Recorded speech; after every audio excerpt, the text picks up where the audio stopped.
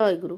আজ 23শে জানুয়ারি প্লাস সরস্বতী পুজো। আর এই সরস্বতী পুজো আমার জীবনে কিন্তু সত্যি স্মরণীয় একটা দিন, কারণ গত বছর সরস্বতী পুজোয় আমার জীবনে অশেষ ঝড় উঠেছিল।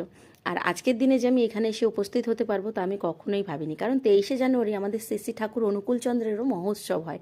আর এই মহোৎসবে আমরা বাড়ির সকলেই মিলে কিন্তু উপস্থিত হয়েছি। আর সবার প্রথম ঠাকুরকে মন ভরে প্রণাম করব, ঠাকুরকে দর্শন করব, তার সাথে তোমাদের সাথেও একটু শেয়ার করলাম।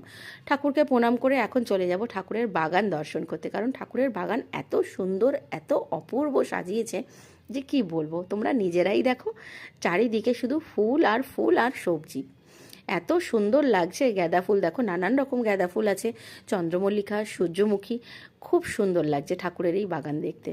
এখানে উপস্থিত যারা আছে সকলেই কিন্তু ভিডিও করছে, কেউ ফটো তুলছে। আর এখানে উপস্থিত যারা যারা আছে সকলকে আমার তরফ থেকে জয়গুরু। মনে হচ্ছে যেন ঠাকুরের এই বাগানেই আমি বসে থাকি। একদম যেতে ইচ্ছা করছে না, কিন্তু কি করব, যেতে তো হবে। এইদিকে দেখো এই গাছটা কি সুন্দর বেলুন দিয়ে বল দিয়ে সাজিয়েছে। তো শেষমেশ চলে এসেছি গেটের কাছে। আর এই গেটের কাছে দেখছো কি সুন্দর সাজিয়েছে। আর এই যে মানুষটা দেখছো, এই মানুষটাকে নিয়ে যে আজকে আমি উপস্থিত হব আমি কিন্তু কখনোই ভাবিনি। তো দেখো শেষমেশ চলে এলাম যেখানে ঠাকুরের ভোগ বিতরণ হচ্ছে।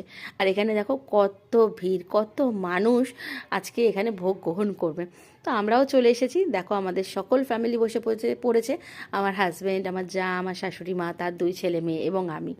তো সবাই এখন ভোগ গ্রহণ করা হবে। আর এখানে দেখছো সবাই মিলে কত হেল্প করছে।